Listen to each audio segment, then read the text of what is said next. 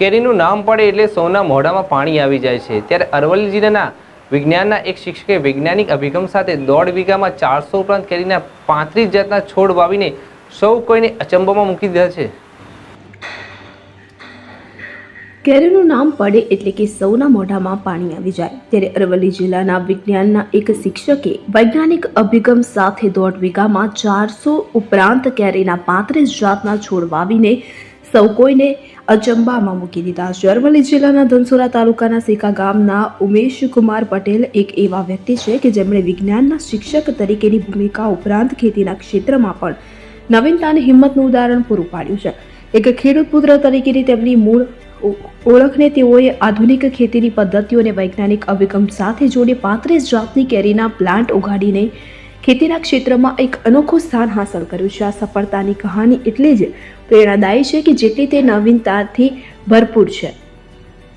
ઉમેશ કુમાર પટેલે વિજ્ઞાનના શિક્ષક તરીકે પોતાની કારકિર્દીની શરૂઆત કરી, પરંતુ તેમનું હૃદય હંમેશા ખેતી સાથે જોડાયેલું રહ્યું। તેમના પિતા ખેડૂત હોવાથી ખેતીની બાબતો તેમના લોહીમાં હતી। આ જુનૂનને તેમણે વૈજ્ઞાનિક રીતે આગળ વધાર્યું। તેમણે પોતાના ખેતરમાં 35 જાતની કેરીના છોડ ઉગાડ્યા કે જેમાં ગુજરાતની આગવી ઓળખ ધરાવતી સોનપરી અને આણંદ રસરાજ જેવી કેરીઓનો સમાવેશ થાય છે। આ ઉપરાંત વિશ્વની સૌથી મોટી કેરી નૂરજહાંને સૌથી મોંઘી જાપાનીઝ મિયાઝાકી મેંગો પણ તેમના ખેતરમાં ખીલી રહી છે।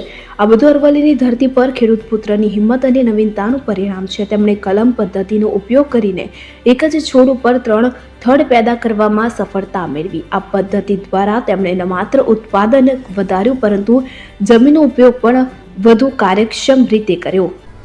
નમસ્કાર, મારું નામ પટેલ ઉન્મેશ કુમાર ભાઈલાલભાઈ, ગામ શિકા, તાલુકો ધનસુરા, જિલ્લો અરવલ્લી। અહીંયા આગળ અમારા શિકા ખાતે આવેલા સદગુરુ ફાર્મની અંદર આશરે 1.5 વીઘામાં અમે મેંગો પ્લાન્ટેશન કરેલું છે। આશરે 420 જેટલા આંબાની જાતો છે અમારે ટોટલ પ્લાન્ટ છે। એમાં 35 જેટલી જુદી જુદી વેરાયટીના છોડ અમારી પાસે છે। કોરોના વખતે અમારા પૂજ્ય પિતાશ્રીના વાતચીત થઈ અને એવું થયું કે આપણે આ ફ્રી સમયનો કઈ રીતે સદુપયોગ કરી શકીએ, અને એ વખતે અમને એક પ્રેરણા મળી અને અમને આંબાવાડી કરવાનો એક વિચાર આવ્યો। આશરે 3.5 વર્ષના છોડ છે અમારી પાસે, અને એમાં મુખ્યત્વે કેસર, આપણું જે ગુજરાતનું ગૌરવ કહી શકે એવા 380 જેટલા પ્લાન્ટ આપણે કેસરના છે, અને એ સોસિયા ભાવનગર જિલ્લામાંથી અમે એના પ્લાન્ટ લાવેલા। તદુપરાંત અરવલ્લી જિલ્લામાં કદાચ કોઈની પાસે નહીં હોય એટલી 35 જાતની દેશ અને વિદેશની જુદી જુદી વેરાયટીઓ છે। એમાં ગુજરાતની મુખ્ય 2 વેરાયટી કે જે બહુ લોકપ્રિય થઈ રહી છે એવી છે, એક સોનપરી જે નવસારી કૃષિ યુનિવર્સિટી વિકસાવેલી છે, અને બીજી આણંદ રસરાજ।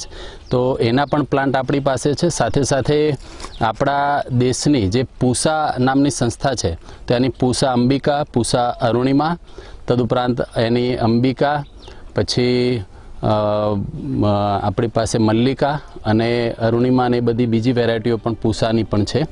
ઇઝરાયેલી ખેતી પદ્ધતિનો અભ્યાસ કરીને તેને પોતાના ખેતરમાં અમલમાં મૂકી આ પદ્ધતિમાં ડ્રીપ ઇરિગેશન, મિલ્ચિંગ અને ચોક્કસ પોષણ વ્યવસ્થાપનનો ઉપયોગ થાય છે કે જે પાણીનો બચાવ કરે છે અને ઉત્પાદનની ગુણવત્તા વધારે છે કે આનાથી તેમના ખેતરમાં ફળોની ગુણવત્તા અને જથ્થો બંનેમાં નોંધપાત્ર સુધારો થયો છે। તેમની વ્યક્તિગત સિદ્ધિ સાથે ગુજરાતના ખેડૂતો માટે પણ એક પ્રેરણા સ્ત્રોત છે। તેમની કહાની બતાવે છે કે શિક્ષણ, વિજ્ઞાન અને પરંપરાગત ખેતીનું સંયોજન કેવી રીતે અદ્ભુત પરિણામો આપી શકે છે। તેમનું કાર્ય યુવા પેઢીને ખેતી તરફ આકર્ષવા અને તેને આધુનિક બનાવવા માટે એક ઉદાહરણ બની રહે છે।